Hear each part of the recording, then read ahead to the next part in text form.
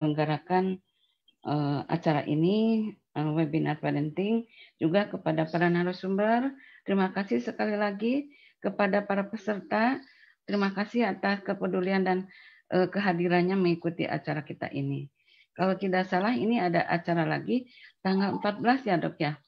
Nah, 14 ini lanjutan atau ada 2 kali season acara ini seperti ini gitu. Nanti mungkin dijelaskan oleh Pak Dokter ya di dalam acara selanjutnya. Sekali lagi terima kasih dari saya, cukupkan sekian. Ilahi taufik wal hidayah. Wassalamualaikum warahmatullahi wabarakatuh. Warahmatullahi wabarakatuh. Kita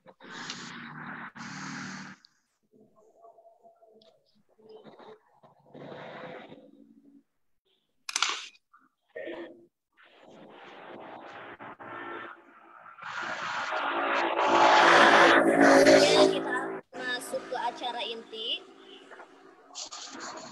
Di sini terdapat 3 sesi untuk setiap narasumber. Pertanyaan disampaikan melalui chat di Zoom. Pertanyaan nanti akan dibacakan di akhir dari setiap sesi pembicara. Jadi sistemnya narasumber membawakan materi, kemudian di akhir nanti ada dialog atau tanya jawab antara narasumber dengan pertanyaan yang sudah disampaikan melalui pesan. Kemudian pemateri yang kedua, tanya jawab lagi, kemudian pemateri yang ketiga, tanya jawab lagi, seperti itu. Jadi untuk yang memiliki pertanyaan langsung saja diketik di pesan. Selanjutnya kita masuk ke sesi pertama, mengenai tinjauan aspek kesehatan terhadap pembelajaran jarak jauh. Kepada Bapak Dr. Hendro Kasmanto, MKM, kami silakan. Baik, terima kasih. Bismillahirrahmanirrahim. Assalamualaikum warahmatullahi wabarakatuh.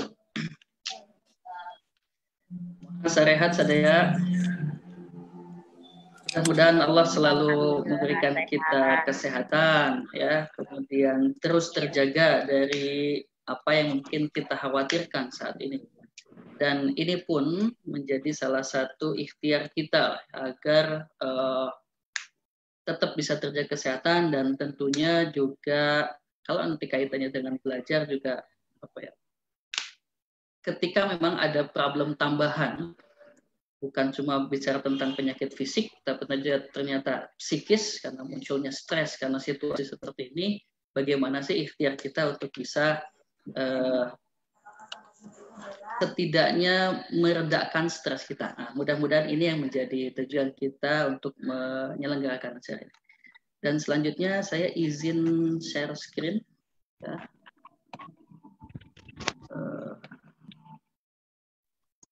Baik. Manisin, apakah sudah ada?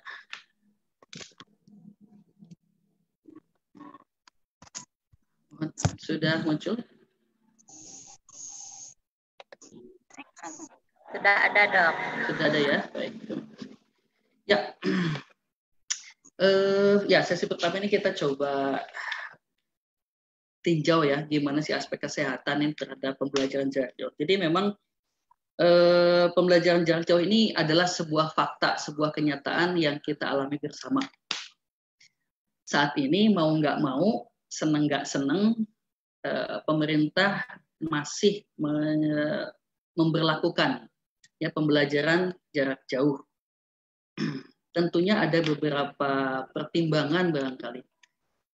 Secara pribadi, saya juga nih ya tidak nyaman karena saya juga ini orang tua gitu ya. Walaupun mungkin terlihat muda nggak apa-apa, tapi pada prinsipnya tetap orang tua punya anak gitu ya, yang sedang menjalani pembelajaran juga. Merasakan tentunya ya bagaimana hiruk pikuk ataupun stres dan sebagainya ya. Tapi sekali lagi faktanya saat ini masih juga dijalankan PJJ. Pertanyaannya kenapa gitu harus PJJ? Apa pertimbangannya? Bagaimana aspek kesehatannya? Ini yang akan mungkin kita bahas saat ini. Nanti tema selanjutnya akan membahas tentang yang lain. Baik. Bisa di show ya. Ya, ini overview tentang COVID dan nampaknya kita juga kayaknya sudah mafhum banget lah gitu ya, dari sejak awal Maret lah sampai saat ini kayaknya kita dijejelin sama informasi seperti ini. Dan insya Allah lah saya nggak akan banyak bicara lebih ya tentang bagaimana COVID, apa itu COVID. Tapi pada prinsipnya penyakit ini memang diakibatkan oleh novel virus corona. Ini sesuatu yang baru gitu ya. Virus coronanya sih udah lama, tapi strain yang muncul baru. Dia menyebar melalui droplet, bahkan udara. Studi saat ini dia bisa menempel via tangan, ke pakaian, bisa kemanapun. Nanti bisa masuk via saluran nafas atau mungkin lewat mata, yang nantinya akan menyerang sistem pernapasan, termasuk pneumonia, radang paru-paru. Kalau terjadi secara masif, itu bisa menimbulkan ancaman. Awalnya betul dari Wuhan, menyebar ke seluruh dunia, maka disebut pandemik. Jadi sudah lebih dari 200 negara ya di dunia ini yang mengalami COVID. Kemudian juga menyerang semua kelompok usia, semua kelompok profesi. Ya, bahkan lupa ada berapa puluh dokter ya, bahkan dokter spesialis juga. Ya, terakhir awal Agustus lalu dokter spesialis pulmo juga kena, bahkan tidak tertolong. Tanda gejala juga ternyata awalnya cuma demam doang, batuk, tapi ternyata apapun juga mimikrinya banyak banget. Bahkan ya cuma mual-mual aja, diare bisa jadi. Dan pada anak cenderung asimptomatik atau bahkan tidak begitu jelas gejalanya, ya. Ataupun kalaupun ada gejala biasanya agak ringan kalau untuk anak. Case fatality rate itu angka kematian akibat kasus ini memang sebenarnya tidak begitu tinggi kalau lihat angkanya. Tapi ingat, ini adalah fatal, ini adalah kematian, bukan sekedar angka. Apalagi kalau bicara anak memang lebih rendah lagi sih, anak tuh kurang dari 2%. Ya tapi tetap itu bukan sekedar angka, tapi ada jiwa di sana. Ya, yang tentunya sebisa mungkin kita hindarkan. Iya sih, bukan karena COVID aja, tentu dengan penyakit-penyakit yang lain, kondisi yang lain, kita menghindarkan dari apa yang disebut kematian ya. Kondisi ini bisa meningkat dengan beberapa komorbid ya, atau penyakit penyerta, baik itu hipertensi, diabetes mellitus, gangguan jantung, PPOK itu penyakit paru obstruktif kronis, TBC, asma dan lain-lain. Ini bisa meningkatkan keparahan ya. Dan tentunya kalau melihat seperti ini kan memang di usia lanjut ya nampaknya yang lebih parah. Baik. Ini update jumlah ya. Jadi kayak jubir ini menyebutkan jumlah-jumlah, enggak akan disebutkan, tapi saya coba sampaikan secara global 17 jutaan lebih, nasional masih 118 gitu ya. Jawa Barat 6.900-an, di Tasik total 38. Ini yang update nih, di Tasik itu Jumat ya hari ini. Dan yang confirm masih ada tambahan nih, yang saat ini bisa diisolasi ya, ada 3. Meninggalnya 2, dan ini KFR-nya. Begitu, dan di usia 0-5 tahun sebenarnya sih tidak begitu, ya ini angkanya 2,4% dari total kasus ya, ini bukan kematian tapi kasus. 6-17 tahun ini usia sekolah, 5,9-6% lah kurang lebih kasus yang terjadi COVID pada anak. Per 1 Agustus total kumulatif secara nasional ada 8.000 sekian. Kemudian gimana nih, katanya apakah di Kota Tasik masuk dalam zona hijau? Ya, ada beberapa pernyataan ya yang dinyatakan zona hijau. Karena memang sudah sempat bebas COVID selama 2 minggu gitu. Tapi ternyata dalam beberapa hari kemarin ada penambahan. Baik, artinya masih tetap terus ada risiko terjadinya kasus COVID ini termasuk mutasi. Ini peta sebaran ya. Nah, kemudian gini. Ini mah konspirasi, ini mah hoax, ini mah modus cari keuntungan para orang medis gitu. Itu jujur saya sendiri sebagai orang medis merasa sakit dituduh untuk mencari modus keuntungan. Toh kami juga jadi korban gitu ya. Kemudian ini mah untuk upaya pelemahan umat dan sebagainya. Ya, apapun siapapun mungkin bisa jadi bisa punya pikiran apapun gitu. Tapi yang jelas faktanya saat ini ada pasien yang betul bergejala dan terkonfirmasi keberadaan COVID-nya coronavirus. Dan tentunya ada banyak juga tenaga medis yang jadi intinya begini, diskusi apapun bisa saja itu sebagai diskusi obrolan saja, tapi faktanya memang masih ada sesuatu yang perlu kita waspadai bersama gitu ya. Tapi sekali lagi di Tasik ini bisa disebut zona hijau atau mungkin balik lagi ke biru, artinya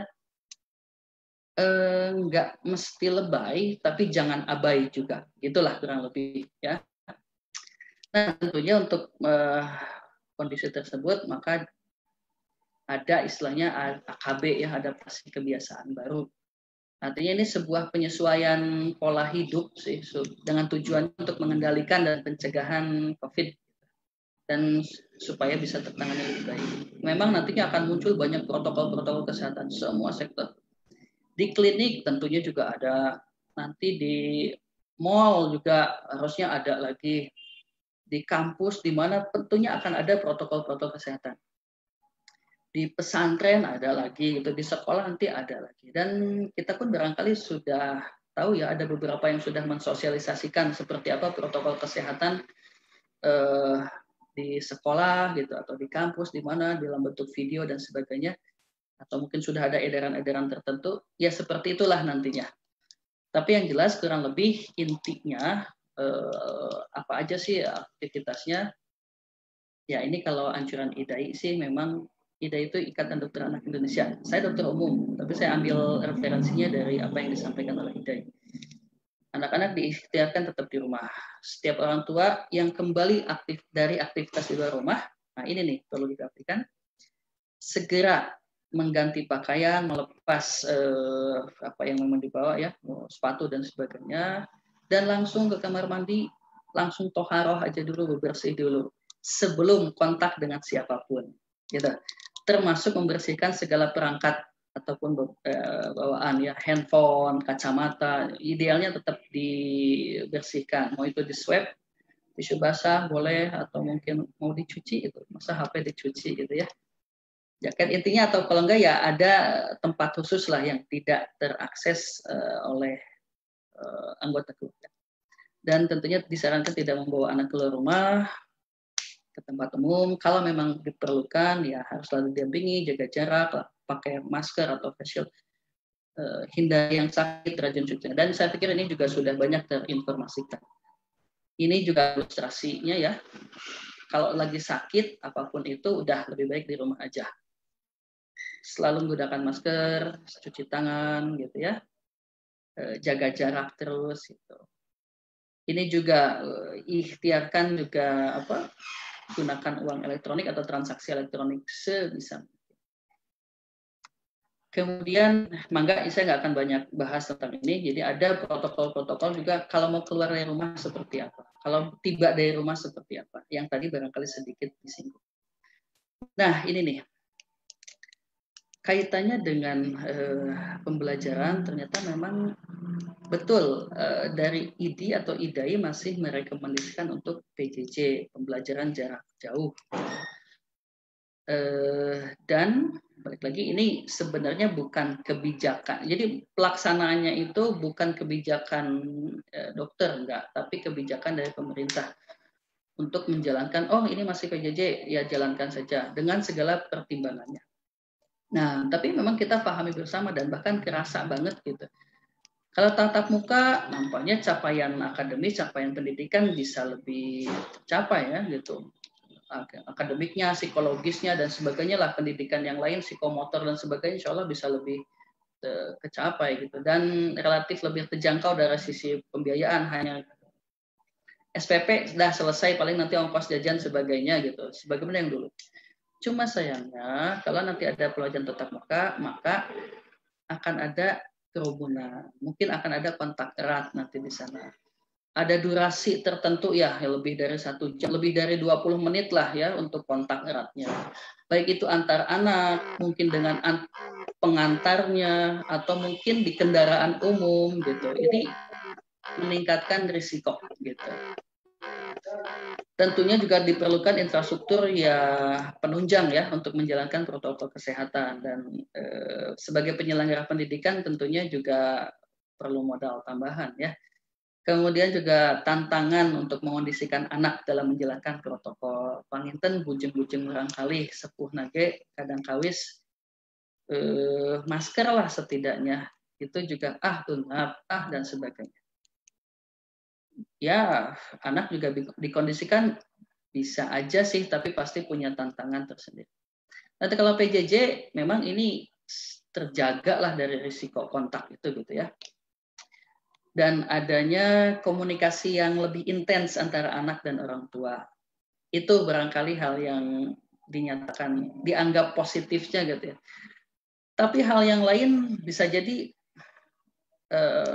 ketidaknyamannya bisa lebih banyak gitu. Ini yang saya juga baca dari beberapa sumber dan kealaman oge gitu.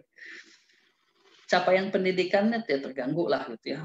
Tambah lagi beban tugas pembelajaran bertambah, dan yang ikut stres kan nanti juga orang tuanya gitu. Yang dikasih tugas anaknya yang ikut bingung ya ibunya, ya bapaknya ikut bingung.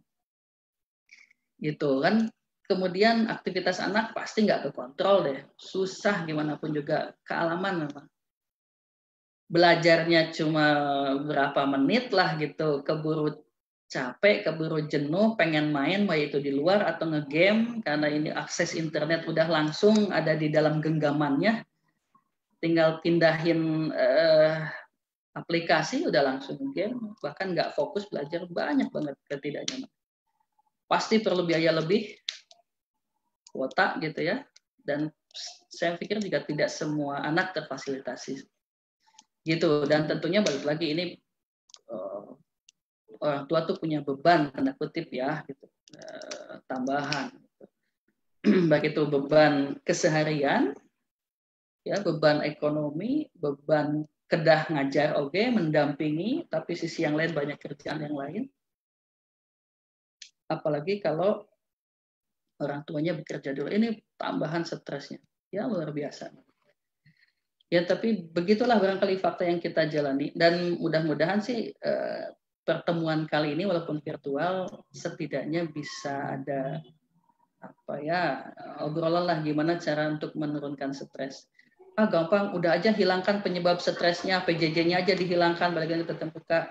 Ya begitulah, pengennya sih seperti itu, tapi faktanya saat ini kita masih menjalani kondisi seperti ini gitu ya. Oke, kita lanjut. Nah, kalau memang ini ada beberapa studi ya di beberapa negara lain yang sudah menjalankan sekolah tatap muka, biasa ternyata bisa menimbulkan lagi angka kesakitan di beberapa negara yang kita yakinlah infrastrukturnya sudah lebih baik, well educated juga gitu. Perancis, Finlandia, di Korea Selatan gitu. Kemudian juga yang bulan lalu ya kita pahami juga secapak gitu, itu sekolah militer yang kita pahami kedisiplinannya jauh lebih disiplin ya dibanding sipil gitu, tapi ternyata mungkin juga santri gontor ada gitu ya di beberapa. Artinya memang ini bukan nakut-nakutin sih, enggak, tapi ada fakta seperti itu gitu. Artinya ikhtiar kalau memang ingin menjalankan tatap muka, tentu ikhtiarnya bisa jadi lebih ekstra lagi gitu. Karena faktanya negara-negara maju ternyata masih mungkin kecolongan. Militer juga masih mungkin kecolongan. Artinya memang ada ikhtiar yang lebih lagi kumahanya carana gitu supaya semuanya baik. Karena memang tentunya yang kita harapkan pertama itu ya sehat dulu barangkali ya gitu. Ya itu bang ya. Ini memang dari CDC menunjukkan kalau pengen sekolah lagi tatap muka harus seperti apa sih? Ada beberapa alur ya yang memang perlu apakah infrastruktur udah bisa nggak gitu dipenuhi gitu ya. Kemudian sistem pengecekannya, sistem penapisannya apakah sudah baik atau enggak? Gimana tentang edukasi untuk masyarakat, untuk siswa, untuk bukan cuma siswa sih, gurunya, pegawainya, semua juga apakah sudah bisa atau enggak, bisa nggak terfasilitasi untuk social distancing dan sebagainya. Kalau oke juga dan nggak cukup itu, nanti juga dilihat apakah ada nggak sistem rujukan yang udah bagus, kemudian bagaimana tata kelolanya kalau memang nanti mulai muncul lagi dan sebagainya. Artinya memang ada beberapa pertimbangan lah yang ini juga saya pikir juga dipertimbangkan oleh pemerintah sehingga diambillah kebijakan kalau memang masih belum bisa memenuhi sebuah syarat, ya masih dilakukan PJJ. Begitu. Nah, ini rekomendasi IDAI ya. Jadi memang ujung-ujungnya memang masih menyarankan PJJ gitu. Ya, dalam edarannya IDAI memang menyarankan sampai Desember setidaknya. Tapi nanti juga setelah Desember dievaluasi. Apakah sudah baik, sudah memungkinkan atau enggak. Belum memungkinkan, mungkin merekomendasikan. Ini sekali lagi, jadi dari sektor kesehatan cenderung merekomendasikan. Atau gimana dengan yang zona hijau dan sebagainya, ya. Nah, ini nih yang menjadi dilema gitu ya, menjadi dilema. Dan saya pikir juga semua akan bertanya-tanya tentang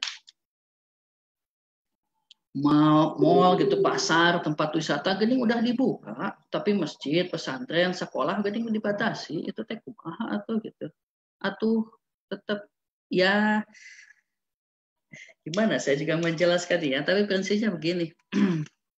Ini pendapat aja, pendapat pribadi gitu, bahwa ada banyak aspek yang terdampak dengan adanya pandemik ini. Tentu pasti yang pertama aspek kesehatan, karena ini yang menjadi core-nya gitu ya. Artinya ada kesakitan yang mungkin sebagiannya akan menjadi parah. Kemudian ada aspek ekonomi yang pasti terdampak gitu. Kemudian ada aspek sosial. Gitu. Dan ini tuh menjadi rangkaian dan bisa jadi kayak lingkaran setan aja gitu. Tergantung nanti pengampu kebijakan mau mengambil kebijakan yang mana dulu nih.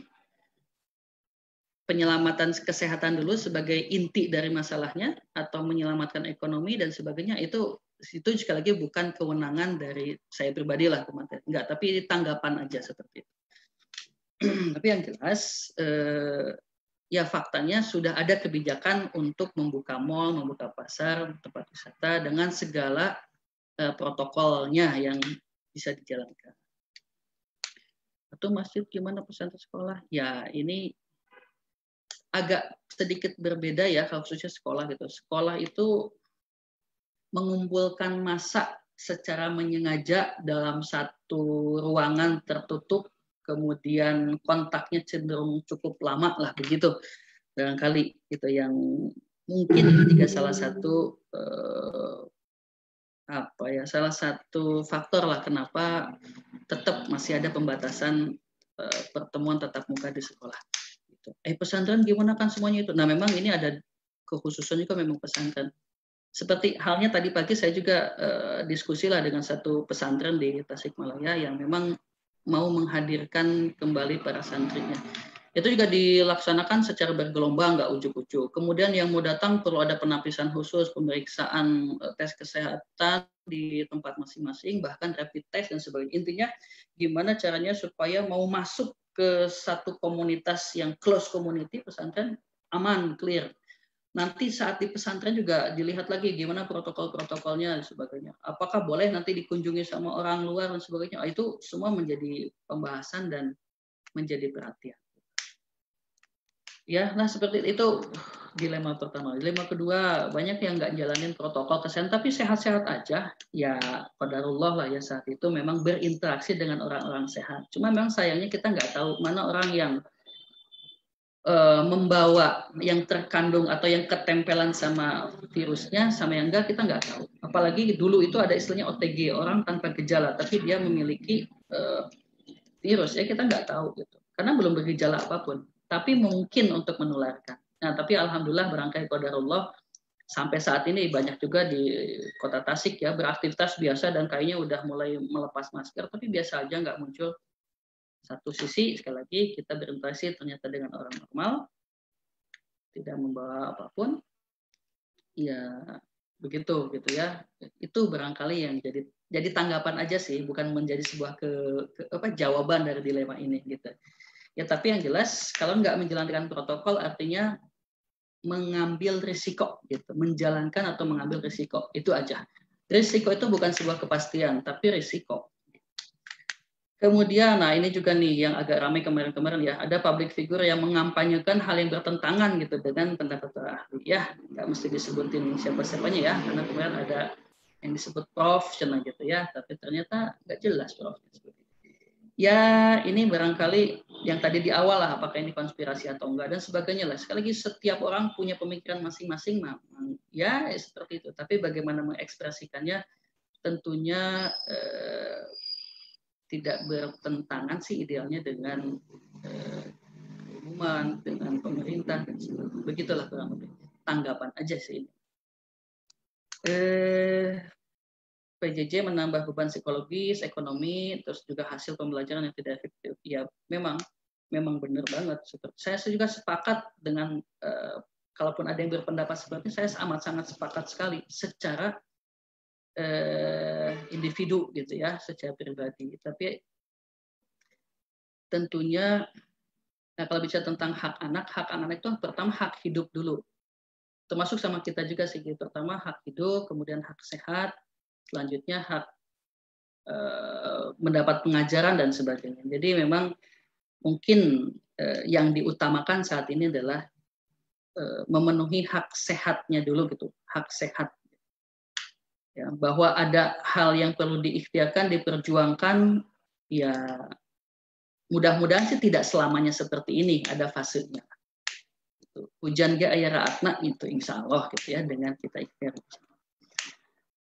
Sampai kapan sih pandemik ini? Ya nggak tahu juga ya, ada banyak prediksi, tapi juga belum bisa dipetakan secara real karena yang kita pahami data-data di Indonesia masih belum begitu lengkap, kemudian juga fasilitas pemeriksaan, lab pemeriksaan PCR juga masih belum begitu komplit gitu ya. Lalu kemampuan pemeriksaan juga masih belum begitu banyak. Sampai kapan sih kita bisa hidup normal kayak lalu? Ya, saya pikir juga saat ini kita bisa menyesuaikan kondisi yang normal. Ya. Dan apa sih yang mesti didahulukan? Kesehatan kah, ekonomi kah, sosial kah, atau yang lainnya?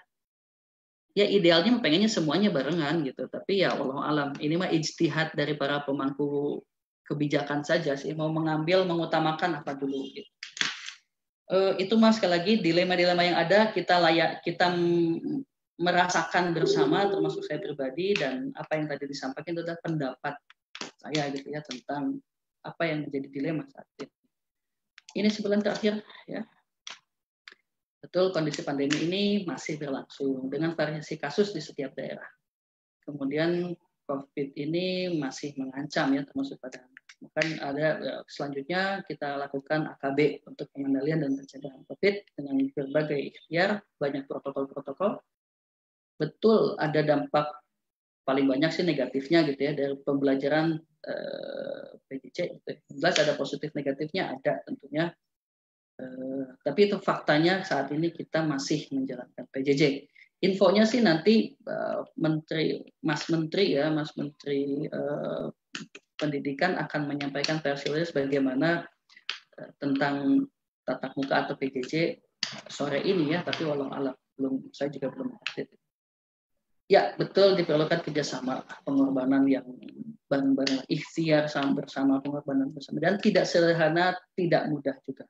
Yang jelas semua ikhtiar bersama untuk menangani pandemi. Wallahu a'lam bishawab, hatur nuhun, mangga dilajengkeun ke sesi salajengna.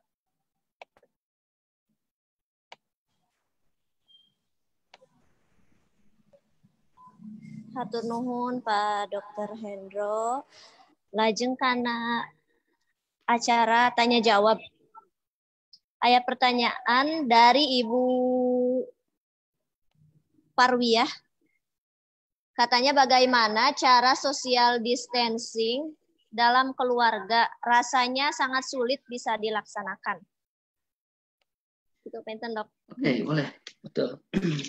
leres pisan, mual tiasa memang gitu. Memang nggak bisa tuh kalau ya sebutlah suami istri apa iya gitu kudu social distancing gitu. Pisah ranjang. Kok kayaknya jadi kayak pisah ranjang gitu ya, tidak nyaman gitu. Sama anak, bukankah ini juga harus ada PJJ, berarti kudu ada kontak erat gitu dengan anak. Agak susah memang. Kalau untuk di dalam satu keluarga. Nah, kecuali kalau memang betul ada satu atau dua orang yang diduga terpapar. Contoh mungkin sudah dari luar kota, dari luar negeri yang sekiranya beresiko. Nah, itu paling juga hanya orang tersebut yang diisolasi. Maksudnya ada kamar tersendiri, itu aja sih. Selama 14 hari lah, setidaknya seperti itu. Dan wayang nampangin kayak disayogikeun, tuangna nyanawana panginten disayogikeun. Begitu, dan orang tersebut gunakan masker. Gitu aja sih paling. Kalau itu juga, kalau diduga beresiko sekali. Nah, atau gimana, kan si bapak oke masih tetap keluar, ya sama, saya juga nih. Saya keluar rumah, bahkan saya kontak sama orang yang sakit. Kita juga nggak tahu apakah sakitnya sakit biasa atau sakit yang maksud COVID gitu. Saya juga untuk melakukan itu. Betul. Makanya yang keluar rumah itu benar-benar ikhtiarkan untuk menjalankan protokol seikhtiar mungkin. Kenapa? Ada amanah untuk menjaga tetap sehat secara pribadi dan ada amanah untuk menjaga kesehatan di keluarga. Sesek sedikit karena bermasker membawa keamanan untuk anak dan istri di rumah. Gitu. Di klinik pakai gaun, pakai masker, pakai face shield, atau mungkin sebagian pakai hazmat, nyaman nggak nyaman? Tapi nggak begitu ikhtiarnya. Nah, paling begitu. Sekali lagi, social distancing, physical distancing juga di rumah lagi agak susah dijalankan. Kalau betul-betul aman, biasa aja. Kalau beresiko, satu orang yang beresiko itu yang diisolasi di kamar khusus. Begitu barangkali. Kemudian, ya bagi yang bekerja keluar, memang harus keluar, jalankan protokol. Terus juga saya baca di sini bedanya protokol COVID sama enggak kok. Sekali lagi, kalau ketempelan wungkul ku coronavirus nggak ada bedanya. Itu enggak. Kan ada yang tadi disebut OTG. Enggak ada. Nah, tapi kalau orang yang diduga keluhannya sama demam, tapi demamnya apakah COVID atau bukan? Nggak bisa dilihat secara penampakan fisik saja, enggak. Tapi memang harus ditanya dulu, ada nggak riwayat kontak? Ada nggak riwayat yang kira-kira beresiko? Oh iya, saya dari Jakarta. Oh iya, saya ada dari kerumunan, pernah ada kumpulan tertentu gitu. Yang di sana juga tidak menjalankan protokol. Nah, itu patut diduga. Itu aja sih, cuma patut diduga. Baru nanti selanjutnya ada pemeriksaan. Kalau belum ada gejala tambahan, mah biasa aja dulu, isolasi 2 minggu. Kalau ternyata nambah parah, ya perlu pemeriksaan lebih lanjut. Nanti ujung-ujungnya bisa itu rapid test atau swab test nantinya, begitu. Begitu, Bang Inten. Ya gitu mungkin Ibu Parwia. Jadi isolasi mandiri dulu ya dok, 2 minggu kalau nggak ada keluhan. Kecuali kalau ada keluhan. Atau saya bacakan saja sendiri. Iya, ada dok satu lagi paling yang dari Pak Asep. Boleh. Ya. Dari Pak Asep, virus corona salah satu penyebarannya melalui droplet. Selain itu bisa menempel ke yang lainnya. Berapa lama virus tersebut bisa bertahan baik secara droplet ataupun yang menempel di bagian lain. Betul. Satu lagi paling ini ya dok ya. Pertanyaan terakhir mungkin. Oh iya. Betul. Iya. Baik. Ya, pertanyaan ini memang muncul sejak awal masa-masa pandemik ya, bahwa droplet itu bisa nempel di mana? Iya betul, di mana-mana, dan seberapa lama dia bisa bertahan di sana. Banyak referensi sih memang beda-beda banget sih. Di kaca beda, di plastik beda, di kertas juga beda, di pakaian beda, di handphone barangkali beda juga, dan variasi lah gitu. Ada yang bilang sekian jam, ada bahkan sekian hari. Tapi saya sepakat dengan satu pendapat ahli virolog, saya lupa namanya siapa ya, bahwa gini, prinsipnya adalah droplet itu kan butiran air, dan di sana punten lah kalau sempat kita tuh hujan lokal kayak gitu tuh. Nah, berarti ada virus juga yang terkandung dalam dropletnya gitu, dalam si hujan lokalnya itu. Dalam cairannya. Selama cairannya itu ada, maka kemungkinan virus juga masih ada di sana. Kalau cairannya sudah kering, nah, artinya sudah tidak ada media lagi si virus itu untuk bertahan hidup lah. Jadi bisa terganggu karena virus itu virus RNA ya. Jadi memang cenderung mudah banget rusak oleh panas, oleh ultraviolet, oleh suhu gitu ya, kekeringan dan sebagainya. Artinya ketika dropletnya memang sudah kering atau mungkin tadi ya di swab sama alkohol atau sama cairan disinfektan, maka yakin itu sudah mati. Jadi ketika dia nempel di satu benda tersebut, yang kita juga nggak tahu berapa lama, karena banyak sekali referensi, ada yang contoh ya plastik bisa sampai 3 hari, itu agak susah lah. Yang penting yakinkan droplet tersebut kering. Gimana cara mau dijemur? Mangga silahkan. Atau mau di swab dibersihkan pakai cairan disinfektan? Ya itu juga bisa. Begitu barangkali simpulan. Baik, terima kasih untuk Bapak Dr. Hendro untuk pemaparannya dan jawabannya. Kita lanjut. Mohon maaf untuk pertanyaannya karena kita terbatas oleh waktu. Mungkin lain kali ya bisa dibahas lagi di sesi selanjutnya. Mangga. Kita Dan lanjut. yang lain juga bicara tentang stres ya. Mungkin mudah-mudahan nanti dibahas di sesi atau tema sesi selanjutnya ya. Sekali hatur nuhun sadayana. Mangga dia lajengkeun ke sesi selanjutnya.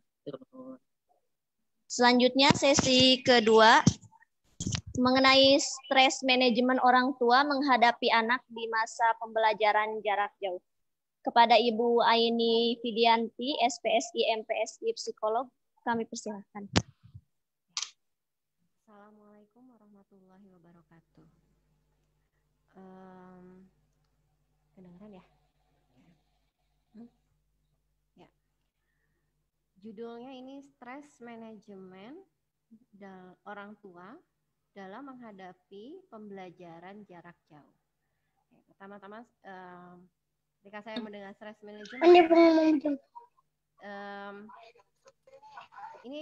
stres ini ada dua macam ya. Ada stres akut, ada stres kronis. Jadi stres Suaranya akut itu, Bu. Kenapa? Suaranya kurang.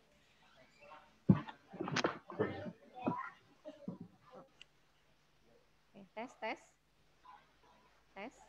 Masih lemah. Tes. Sudah dengar? Masih. Sudah kedengaran? Tes. Iya. Udah tes. dengar? Sudah kedengaran? Terdengar tapi memang agak kecil, tapi barangkali mudah-mudahan semua bisa volume di device masing-masing dibesarkan saja. Oh ya, oke, saya kasih. Ya, stres, judulnya di sini stres manajemen pada orang tua dalam menghadapi pembelajaran jarak jauh. Oke, saya ketika mendengar stres manajemen ini pun sebenarnya kita alami. Udah dengar? Pakai mikrofon deh, bisa nggak sih? Mikrofonnya.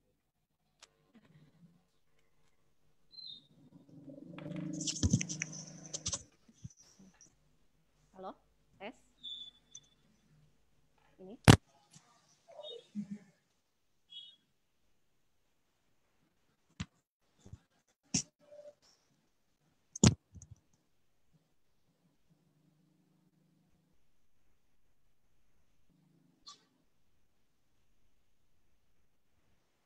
Orangnya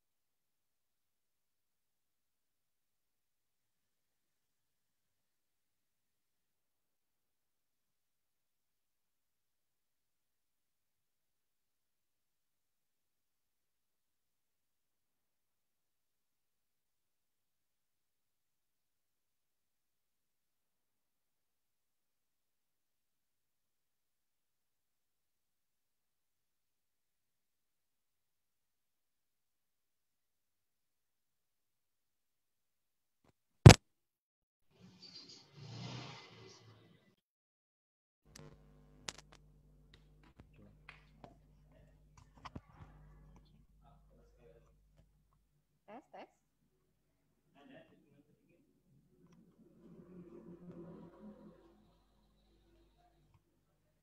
Udah?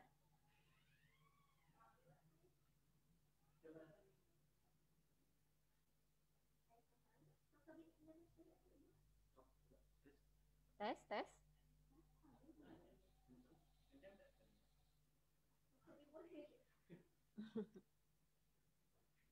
Tapi kuping kanan jadi nggak. Manawi Ibu, Sobi. Ya, tes, tes. Kedengar? Jelas atas. Ya.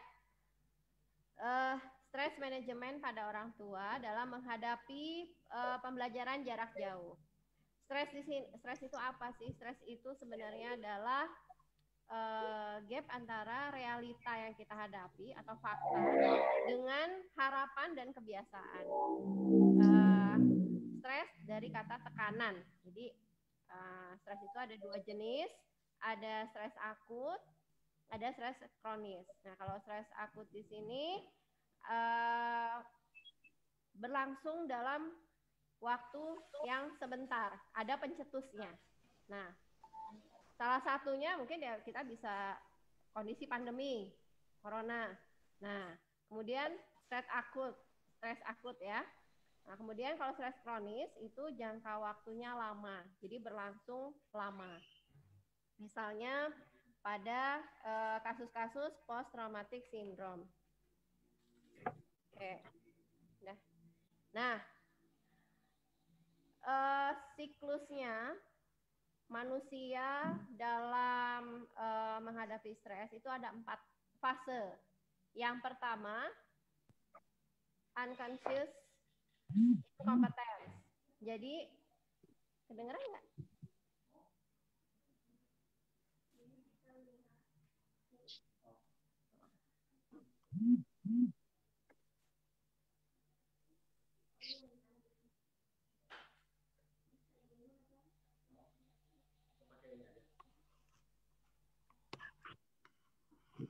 Halo, halo. Bang Hilmi.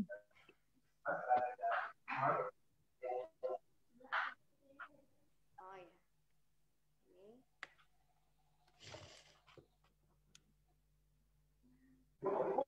Oh, yuk. Ini kapan? Oke. Ya. Sip. Ada. Ya. Mungkin saya ulang ya. Stres manajemen pada orang tua dalam menghadapi pembelajaran jarak jauh. Stres itu sendiri adalah tekanan. Jadi definisinya adalah stres adanya gap jarak antara realita atau fakta dengan harapan dan kebiasaan yang sudah kita biasa lakukan.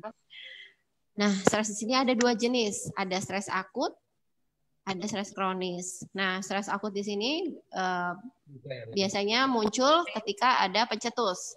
Misal kondisi pandemi ini kebanyakan orang tua mengalami stres akut. Kalau stres kronis itu biasanya berlangsung lama. Misal untuk kasus-kasus post traumatic syndrome. Oke. Nah, manusia pada dasarnya itu tidak bisa dipisahkan antara fisik atau biologis dengan psikologisnya. Psikologis ini berarti ada pikiran ya, kemudian ada afeksi, ada unsur emosinya, kemudian ada sosial. Nah, juga tadi fisik, psikologis, kemudian sosial, dan spiritual. Ini satu kesatuan yang tidak bisa kita pisah-pisahkan. Dalam menghadapi kondisi pandemi corona, misal kita sudah berikhtiar secara fisik untuk keluarga kita, termasuk untuk anak-anak kita, mulai dari memberikan nutrisi yang bergizi, karena kalau banyak jajan juga ini ya, imunitasnya menjadi turun. Mulai dari mengajak anak untuk berolahraga, kebiasaan olahraga di keluarga kita, sampai dengan istirahat yang cukup dan pembiasaan cuci tangan, mandi, dan menjaga kebersihan. Kemudian untuk psikologisnya, kalau misalnya pikirannya selalu negatif atau misalnya cemas, aduh ini saya misalnya dari sejak bulan Maret sampai dengan bulan Juni kemarin itu ada 235 kasus kecemasan yang saya tangani sehubungan dengan keluarga menghadapi pandemi. Jadi, wah ini saya ketika cuci tangan nih sama anak, saya jadi parno sendiri nih. Udah bersih belum ya? Jangan-jangan masih ada kuman nih. Jangan-jangan masih ada nempel anak saya virus dan sebagainya yang dibawa. Nah, jadi kecemasan itu sendiri dari aspek psikologis itu sendiri bisa menurunkan imunitas. Jadi dari aspek psikis bisa mempengaruhi fisik. Bagaimana cara kita berpikir. Kemudian yang tadinya memang sehat karena terlalu panik, akhirnya 50% imunitas berkurang, menurun, yang akhirnya terkena penyakit. Tapi kita juga ada fisik, psikologis, sosial, dan spiritual. Ya, ada kasus itu di Ciamis. Saya sudah menerapkan work from home dan saya dengan anak-anak saya, keluarga saya nggak keluar. Tapi suami saya tetap ketularan, misalnya. Nah, itu tetap di rumah. Jadi ternyata ada spiritual juga di situ, ada takdir gitu di situ yang kalau kita sudah menjaga pun, kalau Tuhan sudah takdirkan kita untuk kena, ya akan kena. Nah, jadi itu tidak bisa dipisahkan dari diri kita, manusia, antara fisik, psikologis, sosial, spiritual, itu tidak bisa dipisahkan. Nah, sekarang untuk siklus stresnya itu sendiri, ada 4 fase manusia dalam melewati kondisi stres. 1, fase unconsciousness incompetence. Jadi ini cirinya adalah manusia tidak sadar akan ketidakkompetensinya, akan masalah. Jadi belum untuk kasus pandemi ini belum terlalu mengenal apa itu corona. Tadi Dr. Endro sudah menyebutkan bahwa virus corona ini sudah ada sejak lama, cuma terus bermutasi ya. Nah, jadi tahap pertama kenapa manusia stres biasanya yang dirasakan untuk fase pertama adalah bagaimana apa sih corona itu dan apakah itu membahayakan, seberapa bahayanya, apakah bisa hilang, yang sudah kena apakah bisa terkena lagi atau benar-benar sembuh dan sebagainya. Nah itu biasanya yang muncul di dalam perilaku manusia adalah panik.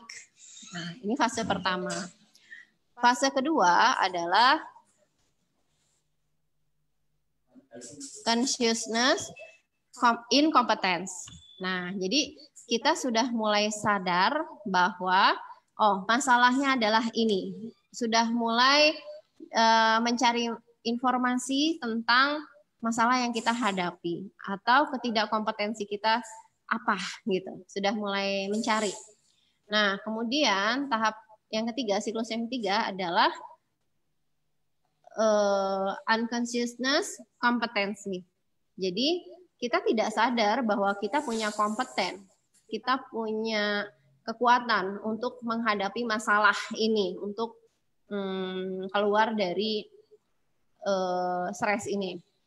Kemudian fase yang terakhir, yang keempat adalah consciousness competence. Kita sadar kompetensi kita, artinya kita sadar, ini yang harus saya lakukan. Jadi biasanya di fase keempat ini kita sudah mulai melakukan beberapa solusi. Nah, saya pun kalau secara pribadi, saya juga punya anak, saya punya sekolah. Nah, ini juga awalnya dilema ya dan pembelajaran jarak jauh ini sebetulnya di satu sisi ada bagusnya, tapi tidak untuk semua rentang usia. Terutama untuk SD ke bawah itu tidak tidak pas atau mungkin lebih banyak kekurangannya atau mudorotnya untuk pembelajaran jarak jauh ini. Nah, mungkin kalau untuk SMP, SMA, dan kuliah itu sudah lebih bisa tepat dengan teknik pendidikan jarak jauh ini. Cuma kita ada, kalau saya pribadi, manusia itu harusnya melihat dari dua sisi ya, ada positif, ada negatif. Nah, kalau dari kasus yang saya tangani, kelebihan dari ini kita sebenarnya disentil ya. Kalau saya ini melihatnya, untuk saya pribadi ini kita disentil sama Tuhan untuk, hey kamu nggak jorok dong, untuk lebih bisa menjaga, untuk juga bisa kembali lagi ke rumah. Karena mungkin kita sama-sama sharing aja. Saya pribadi misalnya, saya bekerja juga. Ini saya lihat banyak peserta dari 85% ini pekerja ya, bekerja semua. Banyak kan ibu-ibu ini pesertanya. Nah, saya pun bekerja. Anak 2, sekolah beda-beda. Nah, di situ yang saya rasakan adalah kita sebagai orang tua, kita diberi kesempatan untuk lebih mengenal anak. Misalnya, ternyata anak kita itu bakatnya di mana, ya. Para orang tua di sini harus tahu bahwa mengenali bakat anak itu sebetulnya orang tua bisa jadi pengamat yang baik loh buat anak. Jadi nggak mesti juga datang ke untuk datang ke psikolog untuk memastikan ya. Dan psikolog ini kayaknya saya pengen tahu bakat anak saya. Sebenarnya orang tua bisa tahu bakat anaknya. Nah, di masa pandemi ini sisi positifnya yang saya lihat adalah kita orang tua diberi kesempatan ya, walaupun agak didorong gitu ya, agak dipaksa untuk hayu kita jadi pengamat yang baik buat anak kita. Ya, oke. Saya kalau ayah bunda pernah mendengar misalnya kecerdasan majemuk ya, atau multiple intelligence, di situ ada 9 kecerdasan majemuk yang orang awam ada yang mengatakan itu sebagai bakat. 1, fisik kinestetik misalnya. Ternyata ketika kita bergaul dengan anak kita, itu wah, ini anak ketika dia melihat satu gerakan senam misalnya ya. Nah, dia cepat sekali menangkap itu. Bahkan dia bisa menciptakan gerakan-gerakannya sendiri yang baru dan cukup bisa menstimulasi raganya dia. Nah, untuk fisik kinestetik juga ada. Ternyata setelah kita bersama dengan anak kita, oh ternyata anak kita ini dia naturalistiknya yang oke. Misalnya dia punya kemampuan dan minat di naturalistik. Misalnya naturalistik itu segala sesuatu yang berhubungan dengan tumbuhan, hewan, flora, fauna, lingkungan hidup. Nah, di situ kita bisa lihat. Kemudian, oh ternyata anak saya ini di seni. Oh ternyata anak saya ini di interpersonal. Di interpersonal itu adalah kecerdasan atau kemampuan anak yang menonjol dalam hal hubungan interaksi sosial. Ternyata anak saya ini ketika orang tuanya sudah bingung mau apa lagi ya. Nah ternyata dia bisa mengajak orang tuanya untuk melakukan hal-hal yang di luar dari kebiasaan. Kayak mama, ayo main, kita menciptakan permainan tradisional yang dulu kita pernah mainkan ya. Ini angkatan orang tuanya angkatan permainan tradisional ya dulu. Ada pergeseran kan sekarang permainan. Nah itu bisa dilakukan di rumah, permainan tradisional dan sebagainya. Itu untuk melatih interpersonal juga, kecerdasan interpersonalnya. Yang mana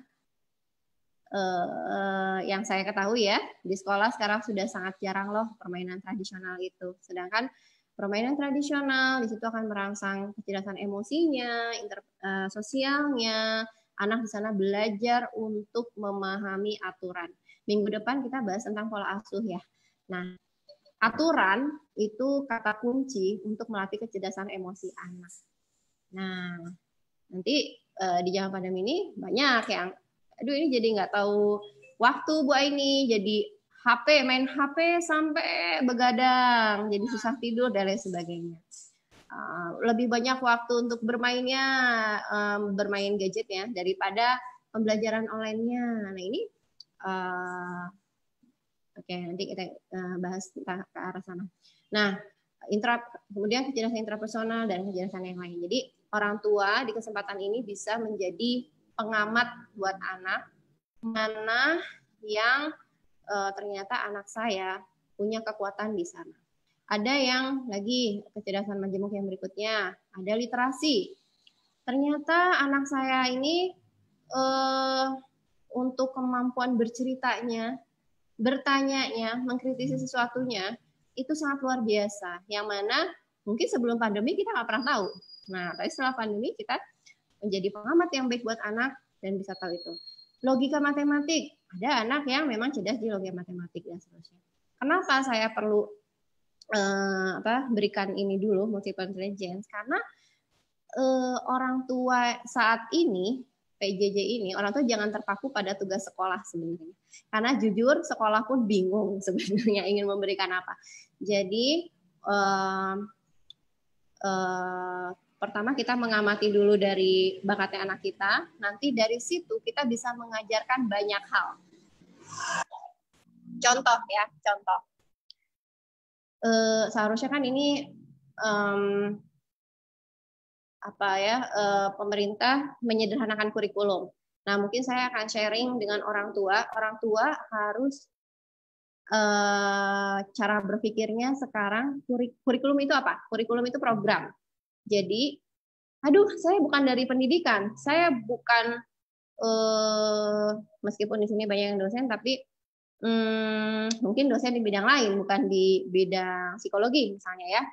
Tapi orang tua di sini kita jadikan momen ini sebagai kita ciptakan bahwa kurikulum sekarang berbasis aplikasi kegiatan di rumah. Misal, ya, jadi tidak melulu mengerjakan tugas paper and pencil, tapi misal ya, di rumah orang tua memasak, ya dong, masak ya. Nah, anak ikut serta di situ. Nah, jadi kita bikin program yang memang melatih kemandirian anak, based daily activity yang biasa kita lakukan, tapi di situ syarat akan ilmu. Contoh, masak aja. Dari kegiatan memasak atau fun cooking dengan anak akan belajar literasi, bahasa, iya. Bahan-bahannya apa saja, kemudian alat-alat yang digunakan, prosesnya, sequence dari tahapan membuat makanan tersebut, ya. Kemudian ternyata dari masak itu, ini ada penelitiannya, memasak itu adalah dasar atau level 1 untuk mengajarkan matematika dan logika. Gitu. Jadi bukan dengan mengerjakan angka ya, itu ternyata angka itu tahap keempat dalam mengajarkan matematika. Ternyata dari masak, dari mananya? Dari mengenal rasa. Jadi kita punya otak kiri dan kanan. Ketika kita memasak, nama-nama bahannya itu masuk ke otak kiri, naming, penamaan. Otak kanannya bagaimana cara menstimulasinya? Misal kita ingin memperkenalkan garam. Ini garam. Kelihatan ya bentuknya, warnanya. Kemudian gimana cara menstimulasi otak kanannya? Dirasa. Jadi dijilat, oh itu asin. Nah, dengan stimulasi di pengecapan, di olfaktor, di penciuman, di kulit. Nah, itu dasar untuk melatih logika dan matematika anak ternyata. Jadi bunda, ayah bunda yang mungkin biasa nyobain makanan baru, kemudian tanpa lihat resep, bisa membuat kembali, mengira-ngira ini apa aja ya bumbunya. Nah, itu sebenarnya sedang melatih logika matematika. Nah, kemudian berlatih motorik juga nggak gerakannya? Motorik itu adalah gerakan. Ada gerakan kasar, ada gerakan halus. Kalau gerakan kasar misalnya yang melibatkan seluruh anggota tubuh. Biasanya gerakannya berjalan, berlari, memanjat, dan olahraga lain. Kalau gerakan halus biasanya hanya melibatkan parsial dari tubuh kita, misalnya mewarnai, menggunting, dan seterusnya. Nah, dalam memasak aja itu gerakan motorik kasar dan halusnya juga akan terlatih. Gitu. Nah, yang mana misal ya, membuat perkedel kentang. Nah, itu kan ada gerakan meremas ya, meremas kentang rebusnya, ada gerakan memetik, ada gerakan mengulen, ada gerakan mengocok telurnya, dan ada gerakan membentuk untuk sebelum perkedelnya itu digoreng. Nah, itu semua gerakan motorik. Itu semua perlu dilakukan. Yang mana sekarang banyak anak SD kelas 3 ke bawah itu banyak keluhan guru dan orang tua, anak saya tidak bisa menulis, anak saya nggak mau nulis dan segala macam, karena sebetulnya kekuatan di tangannya itu yang tidak dilatih. Nah, kekuatan dilatih dengan proses lewat masak ini bisa dilakukan, bisa menjadi sebuah stimulasi. Nah, itu baru satu contoh dari memasak. Belum lagi ke rohaninya, ke agamanya, atau ke kesehatannya misalnya. Kita bisa memperkenalkan ke anak, nih nak, kandungan yang ada di wortel yang ada di perkedel ini mengandung vitamin A, untuk apa dan seterusnya. Nah, untuk anak yang susah makan, ya ini juga bisa jadi alternatif bahwa dia memasak sesuatu, jerih payahnya sendiri, dia tahu prosesnya, itu biasanya anak mau makan. Jadi sebetulnya kenapa orang tua banyak yang stres akut tadi menghadapi pandemi, karena tidak mengenali masalahnya dan belum mengenali kompetensi yang dimiliki oleh orang tua. Nah, mungkin kita pernah mendengar ya, madrasah utama adalah keluarga. Jadi menurut saya orang tua di sini nggak perlu bingung. Saya pun juga begitu, ayah bunda. Ada tugas banyak ini, tapi saya bilang ke gurunya, mohon maaf kalau untuk pembelajarannya mungkin saya punya cara sendiri, cuma insya Allah tugas akan diselesaikan. Tapi tanpa kita kembali lagi ke esensi dari pendidikan atau belajar itu. Justru ketika PJJ ini orang tua bisa membuat program sendiri dan bisa membiasakan anak untuk cinta belajar dulu. Karena ini jarang ya, jarang gitu. Karena belajar itu bukan beban. Jadi sebetulnya tanpa pandemi pun atau dengan pandemi pun, kalau anak pendidikan di Indonesia sudah berhasil, anak kita akan dengan rasa ingin tahunya yang tinggi, dia akan punya tanggung jawab sendiri kok untuk belajar tanpa disuruh. Jadi sebenarnya ini juga evaluasi untuk pendidikan di negara kita. Sudah benarkah? Sudah tepatkah? Sudah punya goals-nya belum? Karena sebenarnya dalam mendidik atau pembelajaran, yang pertama adalah cinta dulu. Tertarik dulu. Kalau sudah cinta, nanti baru dia bisa ketagihan sendiri. Oh iya, ya. Oh ya, ya. Nah itu, jadi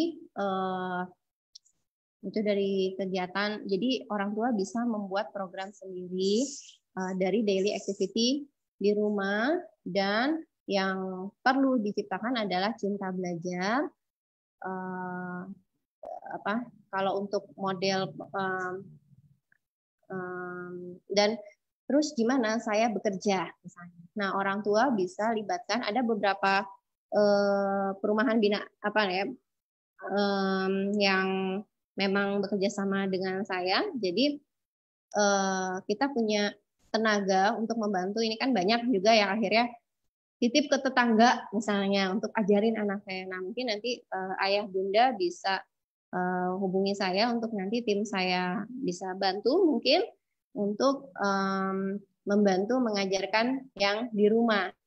Ini biasanya diterapkannya itu satu perumahan atau ada juga yang keluarga gitu ya. Nah, mudah-mudahan dengan 10 menit ini bisa ada insight untuk orang tua. Karena model PJJ itu adalah salah satu model pembelajaran, yang mana model pembelajaran itu sangat banyak sekali, dan itu dari rumah gitu.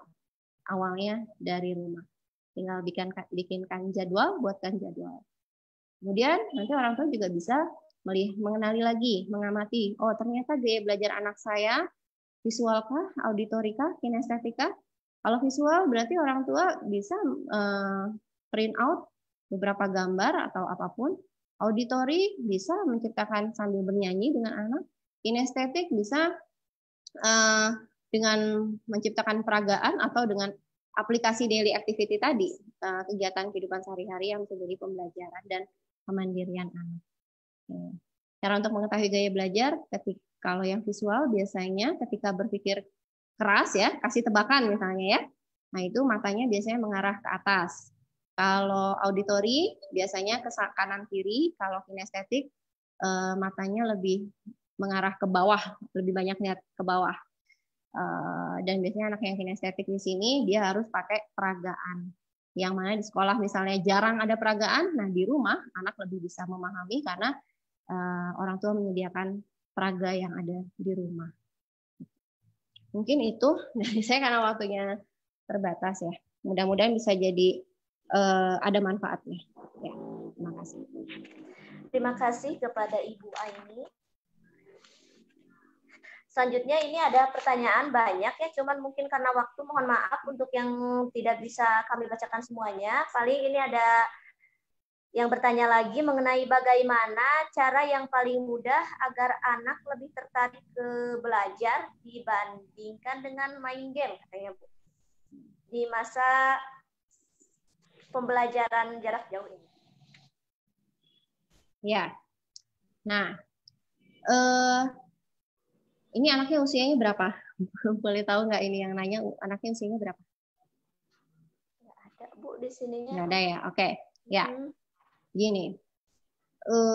Tadi saya katakan orang tua menjadi pengamat dulu, ya. Game di HP itu audiovisual, langsung dapat, ya nggak? Visualnya eye-catching, berwarna, bergerak, ya, dan ada musik dan lain sebagainya. Nah, jadi yang pertama harus orang tua ketahui, kenali dulu tadi gaya belajar anaknya yang mana. Gitu. Nggak usah datang ke psikolog, langsung aja amati anaknya. Kasih tebakan, misalnya binatang apa yang terdiri 3 huruf. Ini Anda juga bisa coba nih orang tua ya. Nah, nanti Anda amati anak itu lebih banyak gerak matanya kemana. Kalau ke atas visual, kanan kiri auditori, ke bawah kinestetik.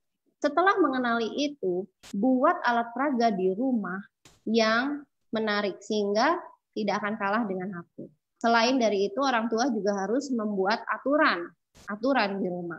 Jadi makanya kalau saya pribadi saya katakan ya, saya tidak setuju dengan PJJ 100%. Jadi orang tua perlu bekerja sama dengan pihak sekolah ini. Makanya saya tanya kalau SD ke bawah, jangankan ini ya, mereka aja belum boleh kenal gadget gitu. Nah, jadi bisa kerjasama dengan pihak sekolahnya tolong modelnya jangan Zoom meeting. Kalau pembelajaran untuk anak SD dan PAUD, modelnya video. Jadi gurunya ibaratnya seperti seolah kayak mengajar anak dengan praktikum gitu ya, sambil bereksperimen. Nanti anak jadi tidak megang HP, yang megang HP adalah orang tua mempraktekkan dengan anak. Jadi tadi penyederhanaan kurikulum ini yang harus dilakukan antara orang tua dengan pihak sekolah. Nah, terus gimana supaya tidak lebih ke HP? Ya, bikin pembelajaran yang menyenangkan. Ketika anak sudah cinta belajar tadi, cinta belajar itu baru akan muncul ketika pembelajaran diterapkan di daily activity tadi. Oh, ternyata masak aku bisa belajar matematika, aku bisa belajar bahasa, aku bisa belajar kegagalan di situ. Aku bisa berkreativitas di situ. Kemudian ketika dengan orang tua mengumpulkan barang bekas, kalau pernah dengan botol air mineral bekas, gelas bekas, busa spons yang buat cuci piring, pipet, semua dikumpulkan.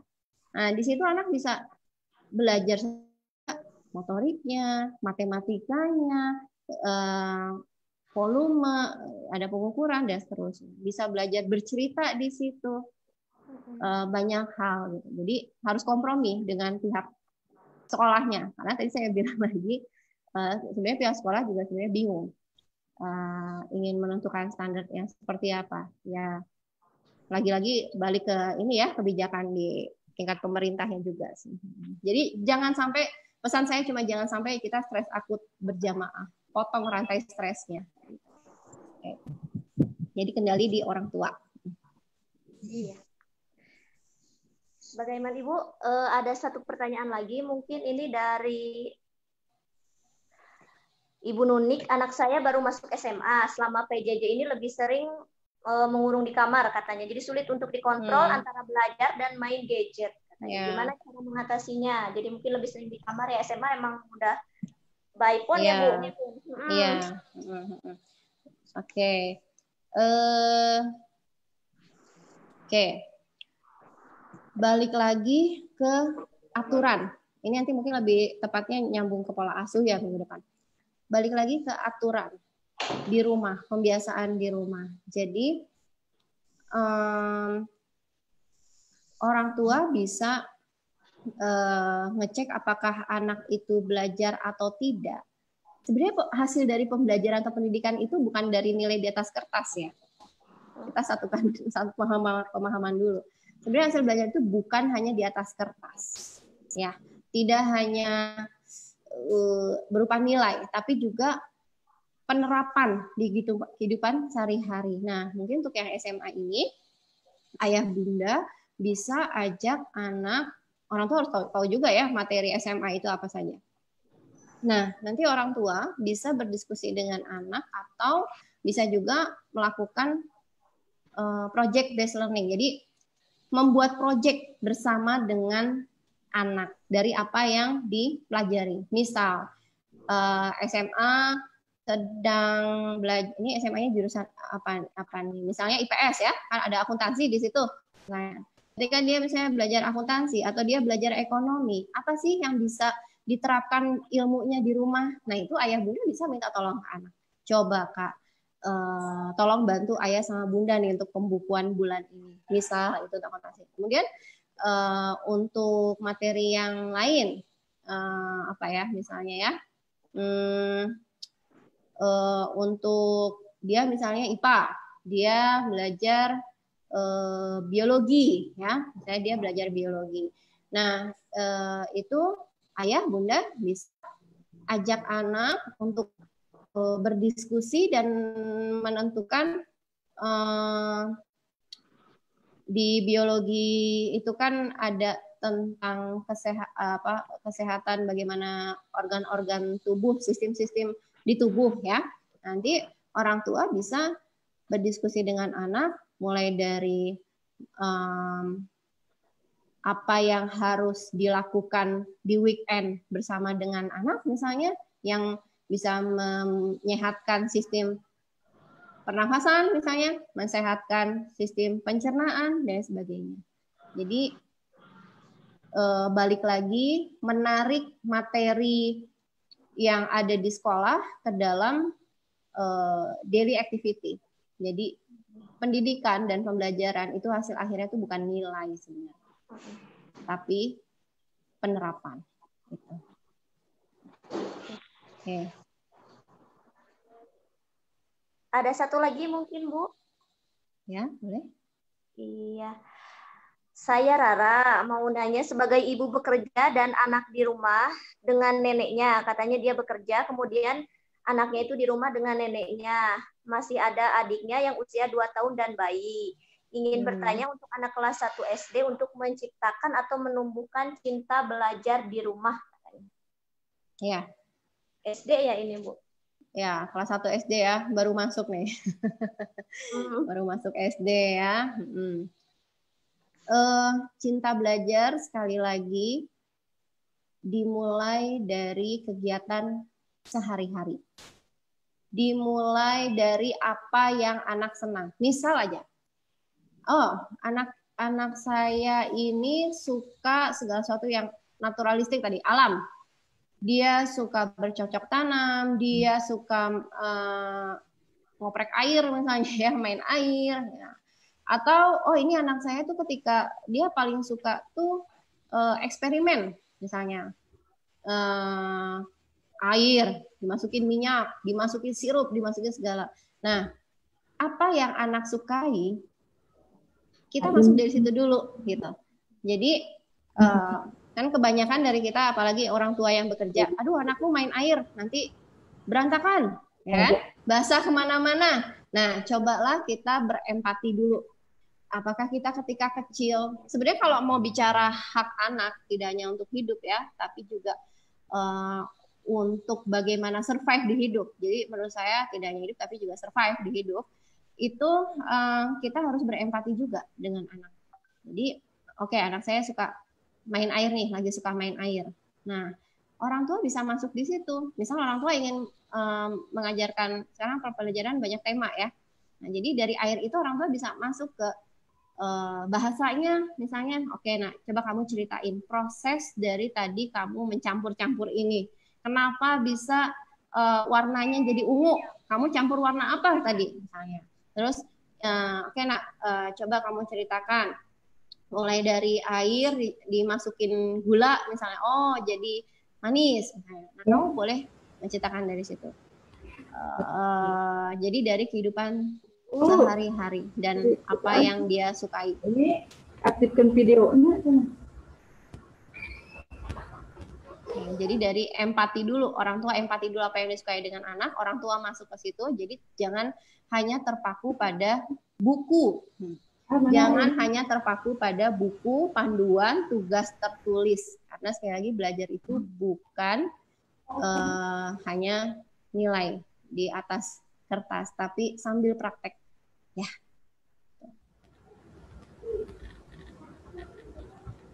Jadi kita juga akan menjalaninya lebih santai kalau dengan seperti itu. Kalau udah kenal anak seperti apa, kita akan lebih santai menjalani semuanya. Jadi nggak akan merasa terbeban.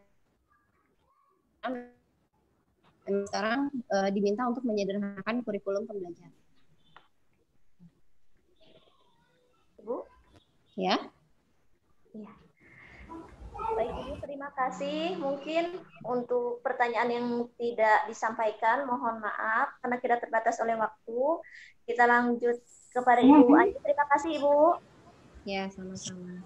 Ya, lanjut ke sesi terakhir mengenai cara praktis self therapy healing saat stres. Kepada Kang Jea, dipersilakan.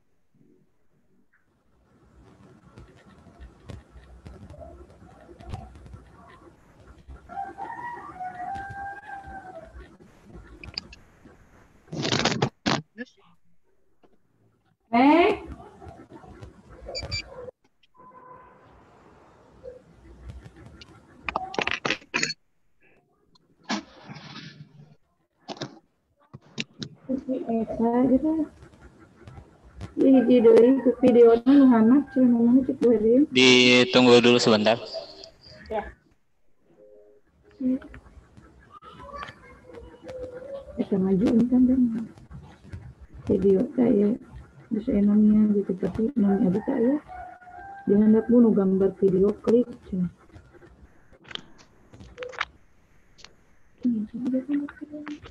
Kita majuin.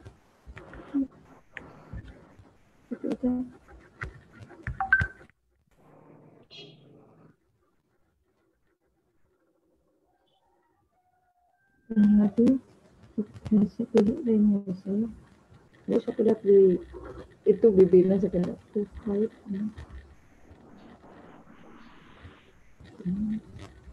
kayak jangan ngomong terus lagi juga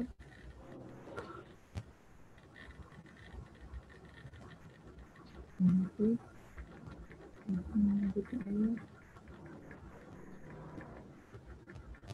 tidak rendah bu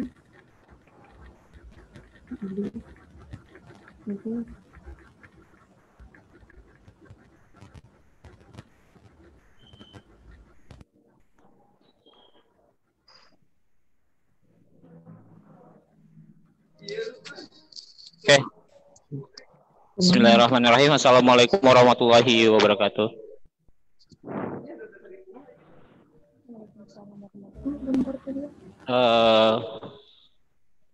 Selamat sore semuanya. Terima kasih kepada para pemateri yang sudah memaparkan materinya tadi ya.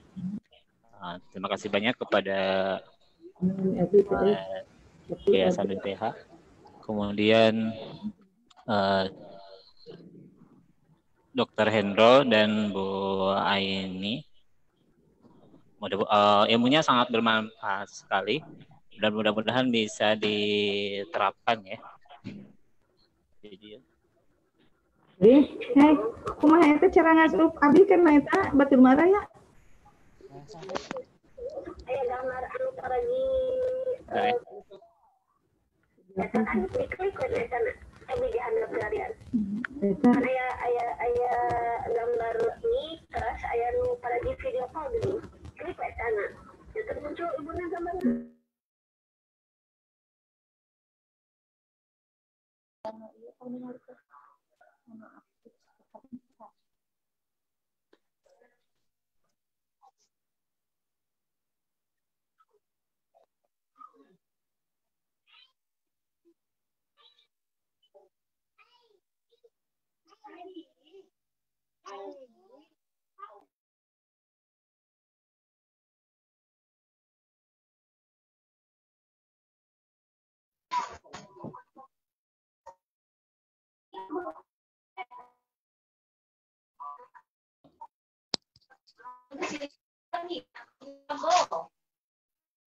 Oke, ini slide-nya di atas.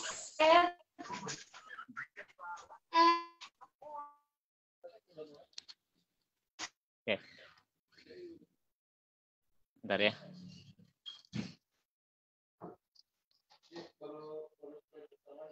Bukan di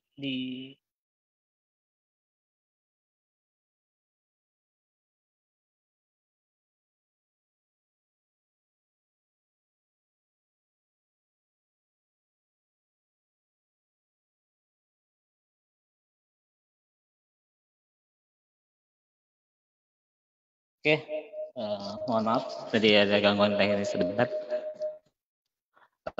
Ini cara praktis self healing terapi saat stres. Di next, Arif.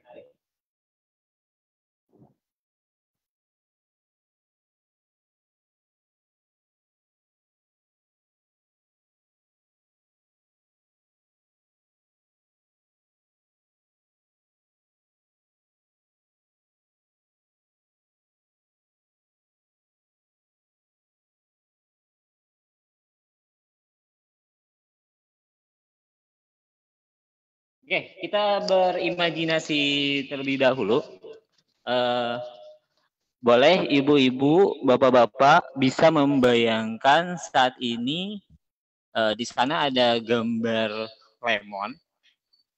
Saat ini lidah Anda menjulur. Bayangkan di depan Anda ada sebuah lemon. Tahu kan lemon ya? Bayangkan saat ini lidah Anda menjulur dan saya membelah jeruk lemon tersebut. Bayangkan saja. Bayangkan dengan pisau tajam, kemudian saya peras. Dan dengan menggunakan pipet atau langsung dijilat, boleh. Saya teteskan sari jeruk lemon pada lidah Anda. Apa yang terjadi? Kalau saya bilang lemon, kemudian dijilat lemon tersebut, maka yang terjadi adalah ada rasa asam di bibir kita, keluar liur, kemudian ada rasa asam-asam di sana pada saat saya bilang lemon. Oke, mungkin Bapak dan Ibu di sini kalau misalnya memperhatikan gambar dan juga skrip yang di layar, mungkin akan ada rasa sari lemon tersebut. Oke, yang saya akan tanyakan adalah lemonnya ada atau tidak? Jelas tidak ada, hanya membayangkan saja. Tapi kok terasa rasa lemonnya padahal tidak ada. Itu yang terjadi. Inilah alam bawah sadar kita. Kadang-kadang yang membuat kita galau adalah dua hal. Yang pertama, mengkhawatirkan masa depan dan menyalahkan masa lalu. Dan saat PJJ ini yang terjadi adalah gimana ya anak saya ke depannya kalau begini terus, gitu kan. Oke, boleh di next.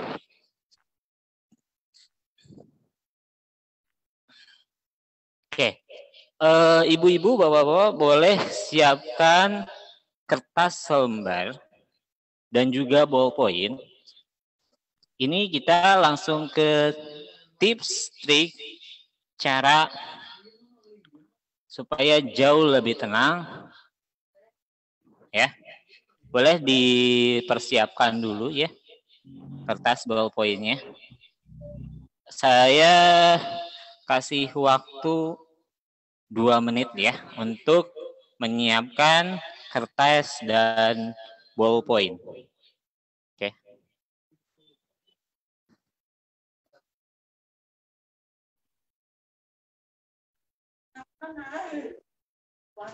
Boleh siapkan kertas dan ballpoint. Oke. Siap-siap untuk menulis harapan Anda di masa PJJ ini. Ya. Siap-siap menulis harapan Bapak dan Ibu di masa PJJ ini. Oke, sudah siap? Selembar kertas dan ballpoint. Siapkan ya. Oke. 1 menit lagi ya.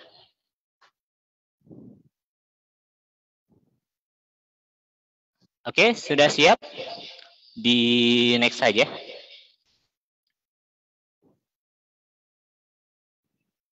Oke.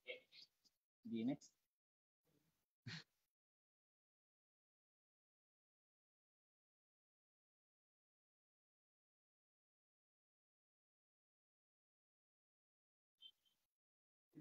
Ya, udah.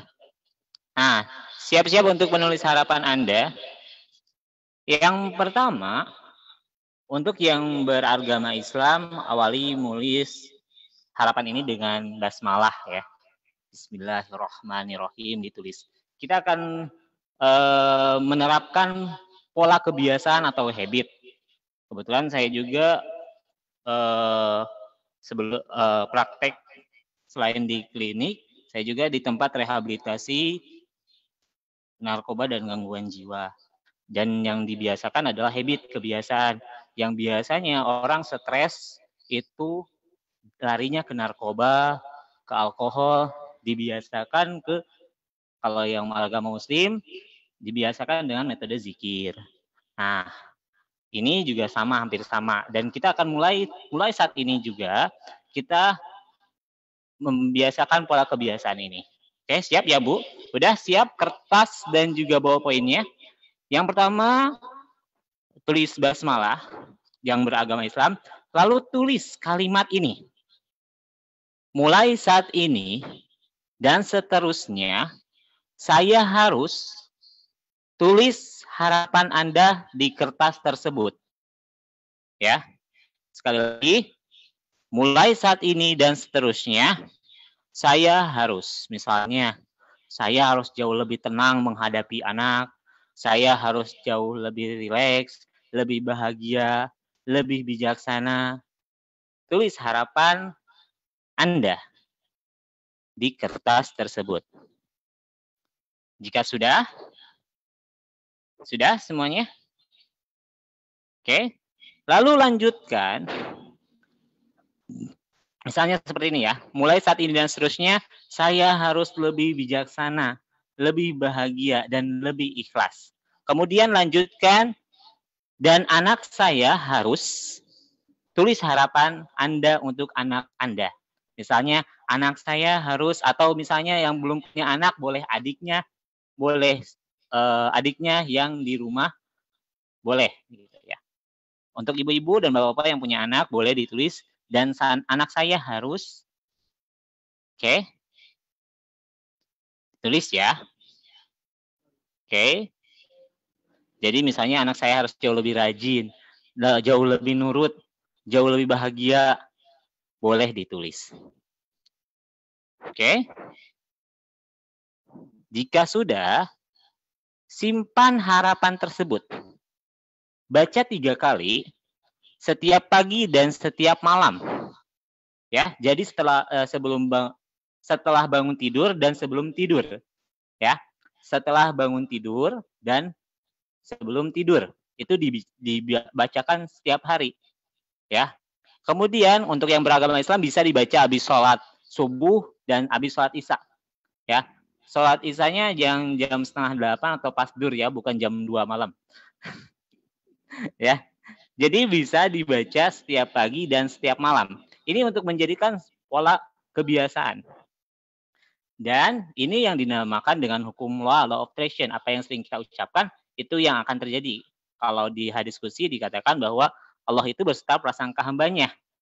Jadi kalau hambanya berprasangka yang baik, maka Allah kasih yang baik. Kalau hambanya berprasangka yang jelek, ya Allah juga kasih yang jelek. Jadi mulai saat ini kita harus berpikir positif. Meskipun di masa pandemi ini, PJJ ini, ayo kita berpikiran positif. Oke? Selama 1 minggu ini, sampai tanggal 14 Agustus, kita ketemu lagi. Dan usahakan tanpa terputus. Nanti saya akan cek lagi, nanti tanggal 14 Agustus, pada saat kita ketemu kembali. Mudah-mudahan ibu-ibu, bapak-bapak yang mengikuti webinar ini, melakukan ini setiap pagi dan setiap malam. Dan lihat perubahan anak yang terjadi. Atau lihat perubahan Anda jauh lebih tenang, jauh lebih sabar setelahnya. Bisa? Bisa ya Bu ya? Jika bisa, anggukan kepalanya ya. Bisa ya Bu? Bisa. Oke. Oke, Ibu Bapak boleh ya? Ya, bisa ya? Bisa ya? Oke. Jadi lakukan ini setiap pagi dan setiap malam. Mulai saat ini dan seterusnya, Ibu dan Bapak berkomitmen, tulis harapan itu, dan insya Allah lihat selama 1 minggu ini. Dan nanti, boleh nanti dilihat, di cross check sama saya, apakah misalnya terlewat nih, ya. Kalau saya ketemu sama klien saya, misalnya nih ketemu hari Jumat, ternyata dia itu lupa nggak baca pada saat hari Senin, kan harusnya ketemu lagi itu Jumat ya. Tapi saya nanti ketemunya Senin depan.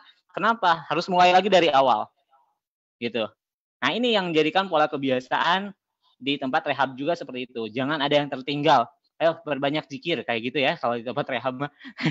Ya, tapi di sini bisa dilakukan untuk ibu dan bapak, bisa dilakukan ini setiap pagi dan setiap malam tanpa terputus, dan lihat perkembangan anak. Lihat perubahan pada anak, mudah-mudahan ada perubahan. Karena apa yang terjadi? Energi kita jadi positif. Jadi energi anak mungkin jadi tantrum, jadi mudah marah, kan energinya negatif. Jadi nular ke kita. Kitanya juga jadi negatif. Akhirnya apa yang terjadi? Kita jadi marah-marah, kita bentak-bentak anak, gitu kan. Jadi nggak ada yang positif di rumah. Nah, kalau kita udah positif, insya Allah anak juga jadi positif. Dan di sanalah kita ketemu baiti janati, rumahku surgaku. Oke, lanjut next. Oke. Nah, lanjut. Oke, tips cepat stop panik. Lanjut. Supaya lebih tenang, kembali lagi. Oke. Supaya lebih tenang, lebih sabar, lebih bahagia, dan lebih bijaksana. Ini bisa dilakukan kapanpun dan dimanapun. Kapanpun dan dimanapun. Baik itu siang, pagi, sore, malam, subuh, sepertiga malam, ini bisa dilakukan kapanpun dan dimanapun. Yang barusan itu dilakukan setiap pagi dan setiap malam. Kalau yang ini bisa dilakukan kapanpun dan dimanapun. Oke? Boleh next? Yang pertama. Nah, coba genggamkan tangannya, kepalkan genggam seperti ini. Ya, terlihat? Ya, seperti ini. Nah, lihat di gambar juga, boleh dilihat saya. Nah, kayak gini. Oke, sudah. Nah, genggam. Kepalkan ya. Seperti ini. Kemudian tarik nafas perlahan sebanyak-banyaknya. Misalnya relax saja. Coba ikuti ya. Bismillahirrahmanirrahim.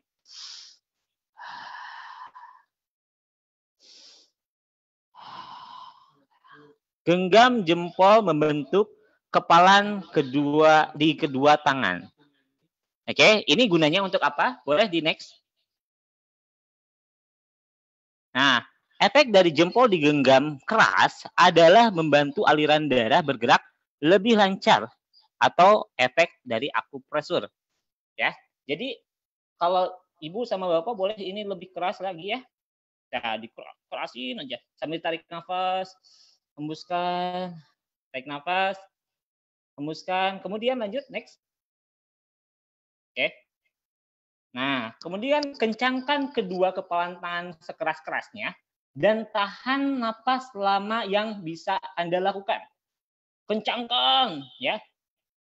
Kalau misalnya beragama Islam boleh mulai dengan basmalah dulu ya, bismillahirrahmanirrahim gitu ya. Kencangkan ya, bismillahirrahmanirrahim. Kita bareng-bareng ya. Minimal 20 detik. Ya. Kita mulai ya, siap? Coba kita ucapkan bismillahirrahmanirrahim. Kemudian kencangkan tangannya. Tarik nafas, hembuskan. Tarik nafas, hembuskan. Sekarang tarik nafas yang panjang. Tahan 20 detik. 1, 2, 3, 4, 5, 6, 7, 8, 9, 10, 11, 12, 13, 14, 15, 16, 17, 18, 19, 20. Kemudian lepaskan. Lebih enak? Oke, boleh. Boleh next. Ini gunanya untuk apa? Ya. Gunanya adalah untuk menahan dan menghentakan napas, menggerakkan otot-otot dan tulang dada, leher dan punggung serta menguatkan dan meningkatkan kapasitas paru-paru. Ya, ini gunanya. Ya, menahan dan menghentakan nafas, menggerakkan otot-otot dan tulang dada, leher dan punggung serta menguatkan dan meningkatkan kapasitas paru-paru. Oke, lanjut.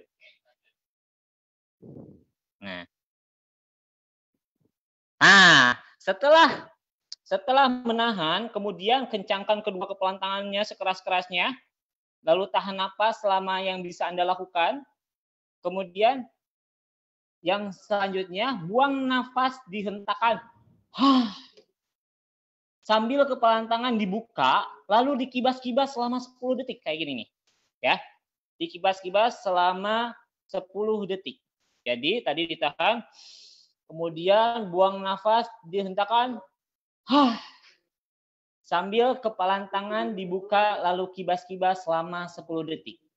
Oke? Oke, boleh kita ini efeknya buat apa sih? Ya. Boleh di next. Next ya. Efek relaksasi seperti ini adalah muncul hormon endorfin yang merupakan hormon yang keluar karena perasaan bahagia, lega, dan lain-lain. Ini efek positif, bukan efek negatif. Morfin alami yang diciptakan Tuhan untuk merecovery tubuh kita sehingga antibodi meningkat. Ini sumber dari Keep Calm Indonesia. Jadi tetap harus kalem ya.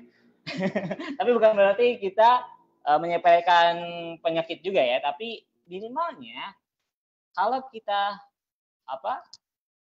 berpikiran positif, insya Allah imunitas tubuh kita jauh lebih kuat gitu ya. Nah, itu bisa dilakukan kapanpun dan dimanapun. Jadi kita yang dilakukan adalah yang pertama seperti ini, dikepalkan dulu tangannya ya, dikepalkan tangannya seperti ini. Kemudian tarik nafas, hembuskan, tarik nafas, hembuskan, kemudian tarik nafas, tahan 20 detik. 1, 2, 3, 4, 5, 6, 7, 8, 9, 10, 11, 12, 13, 14, 15, 16, 17, 18, 19, 20. Kemudian letakkan. Kibas-kibas 10 detik. 2, 3, 4, 5, 6, 7, 8, 9, 10. Ucapkan hamdalah. Alhamdulillahirabbil alamin. Nah, itu bisa dilakukan kapanpun dan dimanapun. Jadi kalau ibu-ibu kesel nih sama anak, aduh ini gimana nih gitu kan. Ibu bisa lakukan ini karena ini ada efek akupresurnya ya, Bu. Ya, ada ada terapi akupunturnya ya, akupresurnya. Jadi ibu bisa dilakukan ini kapanpun dan dimanapun. Kapanpun, baik itu siang, pagi, sore, malam, dimanapun, baik itu di rumah, di tempat kerja, kemudian dimanapun itu, kemudian dalam posisi apapun, mau itu duduk, berdiri, jongkok, tiduran boleh, gitu kan. Nah ini bisa dilakukan kapanpun dan dimanapun. Kalau misalnya ibu lagi pusing nih, habis berantem sama suami, atau bapak juga sama, pusing sama anak, oke, boleh kayak gini. Bismillahirrahmanirrahim. Ini kan ke ibu-ibu dulu ya. Insya Allah minggu depan lebih khusus ke anaknya. Nah, yang harus dilakukan adalah yang pertama seperti ini. Bismillahirrahmanirrahim. Kemudian tarik nafas. Hembuskan, tarik nafas. Hembuskan, kemudian tarik nafas. Tahan 20 detik. 1, 2, 3, 4, 5, 6, 7, 8, 9, 10, 11, 12, 13, 14, 15, 16, 17, 18, 19, 20. Kemudian lepaskan. Ucapan alhamdulillah sambil tersenyum. Alhamdulillahirrahmanirrahim. Gimana sekarang perasaannya? Lebih lega ya? Boleh ibu lakukan ini kapanpun dan dimanapun. Oke? Kapanpun dan dimanapun ini bisa dilakukan. Oke? Boleh next ya? Oke, kayaknya udah selesai nih. Saya hanya lebih ke terapi praktisnya ya. Lebih ke terapi praktisnya. Cara praktis self healing terapi saat stres itu cara ini sumber saya dari Keep Calm Indonesia. Nah, kayak berarti ada 2 PR yang harus ibu dan bapak lakukan. Nanti ketemu lagi di tanggal 14 cara menghipnoterapi sederhana menghipnoterapi anak. Ya, ini harus dilakukan yang PR yang pertama ya. Yang PR yang pertama itu berkaitan dengan mindset. Itu bisa dilakukan setiap subuh, setiap pagi dan setiap malam. Gitu. Oke, pengen gitu. Gitu saja yang bisa saya sampaikan, kurang lebihnya mohon maaf. Wabillahi taufiq hidayah. Assalamualaikum warahmatullahi wabarakatuh. Waalaikumsalam warahmatullahi wabarakatuh. Terima kasih Kang Jia. Ini ada pertanyaan dari Pak Asep. Katanya stres itu muncul bila ada ketidaksesuaian antara kebutuhan dan kenyataan. Bagaimana cara mengatasi agar kita itu enggak stres terhadap pemberitaan tentang pandemi corona ini, katanya Kang Jia. Gimana caranya? Oke. Setiap orang pasti mengalami stres akibat pemberitaan pandemi ini ya. Saya sendiri kerja di klinik, jadi memang ada penyakitnya mah, tapi boleh, tapi jangan terlalu lebay lah untuk misalnya kita harus menjaga imunitas kita. Tadi udah dijelasin ya sama Pak Dr. Hendro juga, sama Bu ini juga gitu kan. Nah, terus gimana dong supaya kita tidak mudah stres? Dan memang saya pernah mendapatkan klien ya, itu saya nggak tahu bahwa dia itu ternyata dalam pengawasan. Ya, saat itu dia udah stres banget dan pengen diterapi gitu kan. Aduh, mana nih? Ya udah, akhirnya ketemu. Ya memang banyak yang terjadi gitu ya, supaya dia tidak stres. Ya caranya adalah kita harus lebih bahagia gitu kan. Oh iya ya, hidup itu bukan cuman saat ini. Ujian yang paling berat adalah memang ujian sakit gitu kan. Apalagi yang kalau misalnya lagi dalam pengawasan ya, wah gimana stresnya coba. Kita aja nggak jadi dalam pengawasan ikut stres gitu kan, apalagi yang dalam pengawasan gitu kan, seperti itu. Nah, caranya adalah tadi ya, bisa dilakukan yang minimal yang seperti barusan ya, yang misalnya yang tadi Bapak dan Ibu tulis, misalnya dengan kalimat positif, misalkan saya harus jauh lebih bahagia. Saya harus jauh lebih bersemangat.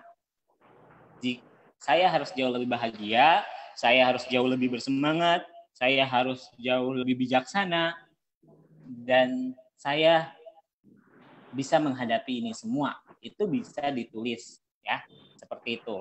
Itu yang saya lakukan di rumah, gitu kan. Kemudian kalau misalnya kita ada pemberitahuan, ya, seperti apa? Waduh, ada kasus bertambah lagi, gitu kan. Emang setiap kayaknya setiap menit ya bertambah terus ya gitu kan.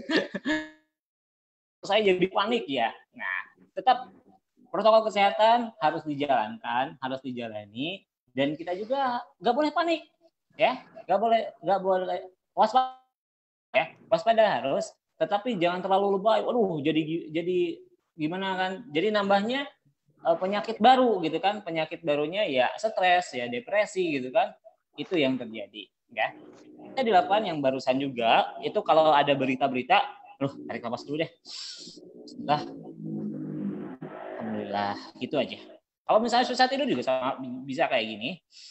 Alhamdulillah, itu bisa dilakukan caranya yang sederhana seperti itu, yang barusan saya share gitu.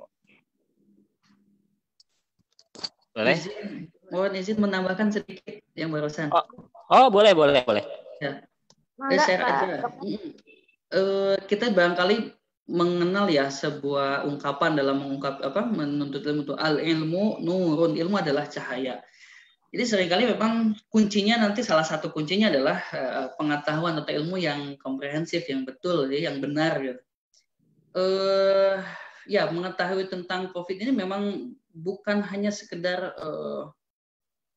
keseremannya aja yang mengetahui, tapi kan kita juga tahu bahwa CFR-nya tidak begitu tinggi, iya gitu ya. Kemudian contoh lah, ini bukan untuk pembenaran, tidak, tapi mengobjektifkan informasi. Di Kota Tasik statusnya udah mulai hijau atau mungkin biru lah. Dengan tahu informasi yang lebih detail, yang lebih lengkap, kan tahu juga dengan kita mengikhtiarkan APD yang bagus, menjalankan segala protokol, insya Allah lah, mudah-mudahan itu ikhtiar optimal kita lah dalam menjaga penularan. Nah, dengan seperti itu, mengetahui duduk masalahnya yang betul, masalah COVID itu seperti apa, bagaimana penanganannya, bagaimana pencegahannya, kita jalankan. Nah, setidaknya itu juga bisa menjadi salah satu dasar dari sikap kita supaya nggak muncul sifat stres berlebih. Jadi dari mana ilmu yang benar, yang tepat itu. Dan memang saat ini tadi udah saya bahas juga saingan gitu antara influencer, ya, para public figure yang punya follower banyak, yang ternyata juga tidak seiring sejalan sih dengan keilmuan yang semestinya. Itu jadi tambahkan ilmu yang tepat lah, insya Allah.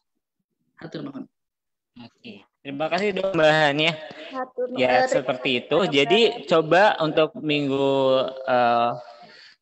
untuk PR ini, dan nanti kita ketemu minggu depan dan bisa dijalankan PR yang merubah mindset ini ya. Gitu. Gimana Kang Gia? Udah selesai? Udah jam 17.30. Terima kasih Kang Gia. Ya, sama-sama Teh. Terima kasih untuk semua narasumber. Mungkin ada sedikit tambahan aja ya, bahwa kondisi pandemi ini masih berlangsung, mengancam. Tapi untuk itu kita juga harus membarengi dengan ikhtiar berupa protokol adaptasi keadaan baru yang sangat wajib sekali harus kita laksanakan ya.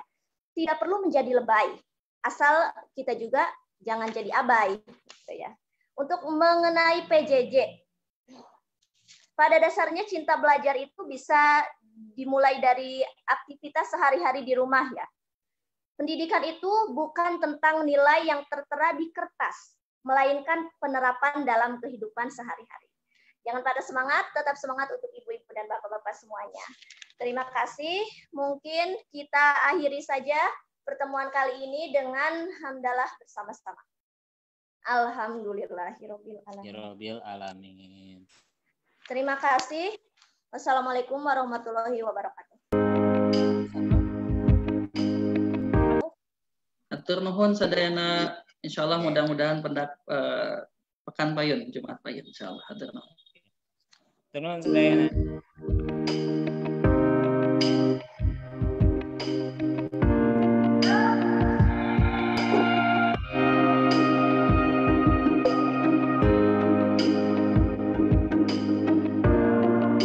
Kaping 14 lanjutan Pak Hendro. Ya, kumaha Bang. Kaping 14 lanjutan dari materi hari ini ya Pak. Ya kaitannya Bu Haji, jatin salah satu efek negatifnya kan ada penggunaan gadget yang tidak sesuai, nge-game dan sebagainya. Nah ini treatmentnya seperti apa Bang Intan begitu? Ya, berarti nantinya lebih ke anaknya nanti. Ya, Mohon.